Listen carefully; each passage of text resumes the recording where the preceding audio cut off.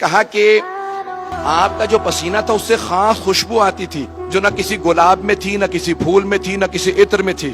آپ کے پسینے سے خاص خوشبو آتی تھی. توجہ ہو، پسینے سے خاص خوشبو آتی تھی، جسم مطہر سے خاص خوشبو آتی تھی. ایسی خوشبو آتی تھی کہ جہاں سے آپ گزر جاتے تھے 1 سے 2 دن تک کافر و مشرک جب وہاں آتے تھے تو سونگ کے بتاتے تھے لگتا ہے محمد گزرے ہوں گے.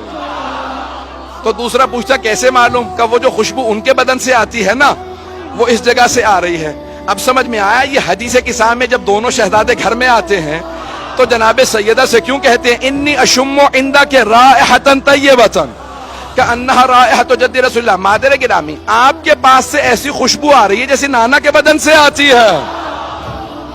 تو جسد مطہر سے ایسی خاص خوشبو آتی تھی جہاں سے گزرتے لوگ بتاتے کسی بغیر خوشبو کے ایسی خوشبو آتی تھی. جب پیغمبر اسلام خود شام تشریف لے جا رہے تھے جناب ابو طالب کے ساتھ تو ساری کی ساری ہماری دینیات کی کتابوں میں موجود ہے کہ سارے کے سارے وہاں جو پادری دیکھ رہے تھے عیسائی تھے وہ ایک مرتبہ جناب ابو طالب کے ساتھ سرور کائنات کو جب پہاڑوں سے اتر کے دمشق میں جا رہے تھے تو جیسے شام میں پہنچے تو انہوں نے فوراً جناب ابو طالب کو روکا. کہا ابو طالب یہ جو آپ کے ساتھ 18 برس کا جوان ہے یہ کون ہے؟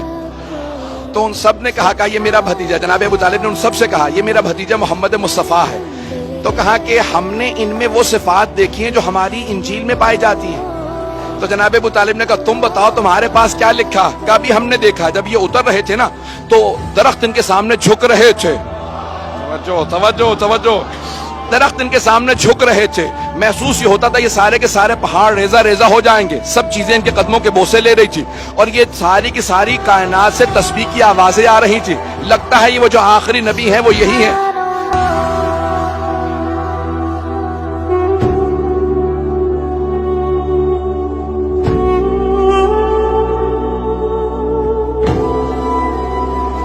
سبحان اللہ والحمد للہ لا الہ